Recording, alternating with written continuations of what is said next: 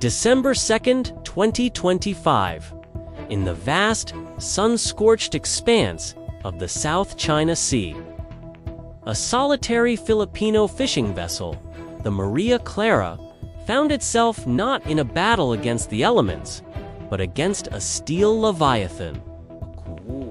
What began as a routine fishing trip inside the Philippines' own exclusive economic zone became a terrifying, high-stakes chase, a microcosm of a geopolitical powder keg. This is not a historical account. It is a detailed reconstruction of an event that pushed the region one step closer to the brink. But this wasn't a simple case of a big ship chasing a small boat. Forget everything you think you know about maritime law enforcement. The radio chatter intercepted that day reveals something far more coordinated and far more chilling.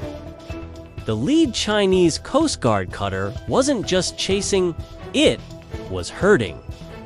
The incident began at approximately 0800 hours, 150 nautical miles west of Palawan. The Maria Clara, a wooden-hulled vessel crewed by 5 fishermen, was casting its nets in waters internationally recognized as part of the Philippines EEZ. Satellite imagery from that morning shows clear skies and a calm sea. It also shows something else: a scattered fleet of over 30 Chinese vessels, initially appearing as simple fishing boats, positioned in a loose, almost imperceptible cordon. These were elements of the People's Armed Forces Maritime Militia. By 0930, the cordon began to tighten. The Maria Clara's crew reported seeing the militia boats' initially distant specks converging on their position. They were not overtly hostile, but their movements were deliberate, cutting off escape routes, creating a virtual cage on the open water. Then, the giant appeared. From over the horizon, the China Coast Guard cutter, hull number 5900 Wanajao II class cutter, one of the largest in the world, often dubbed the Monster, made its approach at speed. Its wake alone was enough to violently rock the small Filipino boat. The crew of the Maria Clara, realizing their peril, pulled their nets and attempted to flee eastward, toward home. The chase was on. For the next 4 hours, the CCG 5901, flanked by at least a dozen militia trawlers, relentlessly pursued the tiny vessel. They didn't use weapons. They used something far more insidious: their sheer size and presence. The cutter would perform aggressive maneuvers, cutting directly in front of the Maria Clara's bow, a tactic known as crossing the T, forcing the smaller boat to swerve violently to avoid collision. The militia boats formed a moving wall, preventing any deviation from the course the Coast Guard was dictating. The psychological toll on the Filipino crew was immense. Imagine being on a tiny wooden boat, the constant, deafening blare of a massive ship's horn in your ears, its shadow blocking out the sun, knowing that a single miscalculation, a single moment of engine failure would mean being crushed or capsized miles from any help. The Filipino fishing vessel Maria Clara detailed the aggressive tactics used by the China Coast Guard. But the question is, why?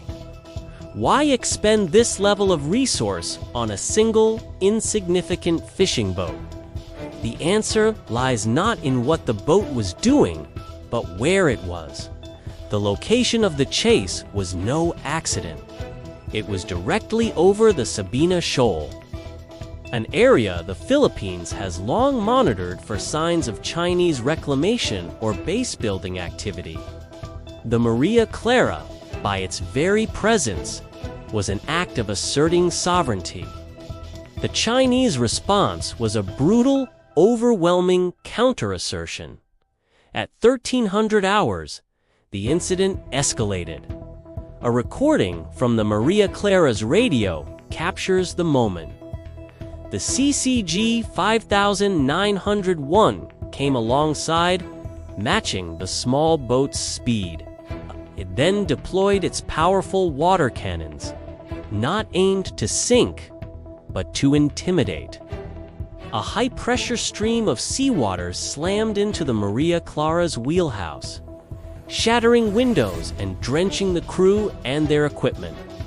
It was a calculated act of non-lethal violence designed to terrorize and demoralize. The message was clear: you are helpless. We control this water. The most chilling part of the encounter was the coordination.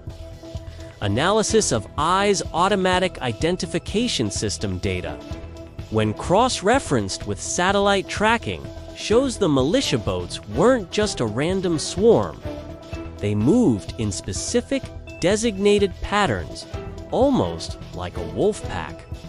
One group would push the Maria Clara from the port side. Another would close in from the stern, while the CCG cutter acted as the primary driver. This wasn't a simple chase. It was a practiced, military-style gray zone operation, executed with precision against a civilian target. This level of strategic coordination raises a disturbing question. Was this a spontaneous event or a planned exercise? And if it was planned, what was the ultimate objective? We'll explore the geopolitical implications right after this.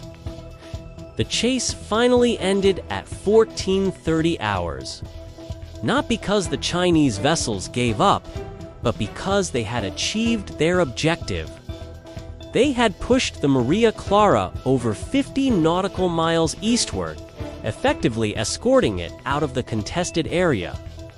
As the Philippine vessel crossed an invisible line drawn by the Chinese fleet, the CCG cutter 5901 slowed, turned, and began a slow patrol back toward the shoal, its mission accomplished. The militia boats dispersed, melting back into the vastness of the sea. The crew of the Maria Clara were left shaken, their boat damaged, their catch lost, but alive. The Philippine government lodged a formal diplomatic protest. Beijing's response was predictable: a flat denial, stating their vessels were conducting normal law enforcement activities in Chinese waters. The incident of December 2nd was a single data point, a 4-hour drama on an empty ocean. But it was a stark demonstration of a new reality. It showed that a full-scale military confrontation is not necessary to exert control. A nation's will can be imposed by a fleet of what appear to be fishing boats and a Coast Guard cutter acting in perfect, silent concert. The Maria Clara escaped, but the invisible cage they were placed in remains. And it leaves us with a haunting question.